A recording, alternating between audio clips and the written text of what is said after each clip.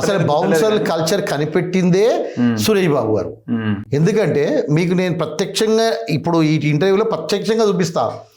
అసలు 100 ఎలుకలు తిన్న పిల్లి మక్కాకు పోయి నమాజ్ చేసినట్టుగా ఈయన అసలు బౌన్సర్ కల్చర్ కనుక్కున్న ఈయన ఈరోజు అల్లు అర్జున్ గారి గురించి ఆయన పాపం ఏదో ఆయన అల్లు అర్జున్ గారు పెట్టుకుంది ఏంటి, తను వెళ్తున్నప్పుడు డిస్టర్బ్ కావద్దని పెట్టుకురు.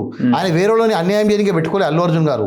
కానీ ఈయనేం చేసిండు, వేరే వాళ్ళ సంసారాలు కూల్చడానికి, వేరే వాళ్ళ ఆస్తులు ధ్వంసం కొట్టడానికి, వేరే వాళ్ళ మీద దౌర్జన్యం చేయడానికి బొన్సలను వాడిండు తప్ప ఇంత అసలు ఆ ఇంటర్వ్యూలు చూస్తుంటే నాకే సిగ్గు అనిపిస్తుందన్న. అది ఎట్లా మాట్లాడుతుండి నా ఇంత పెద్ద మనిషి అయి ఉండి, ఈరోజు దగ్గుపాటి బ్రదర్స్ అనే వాళ్ళు సినిమా ఇండస్ట్రీలు ఇంత పెద్దవాళ్ళు అయి ఉండి బౌన్సర్ల గురించి వీళ్ళు మాట్లాడవా?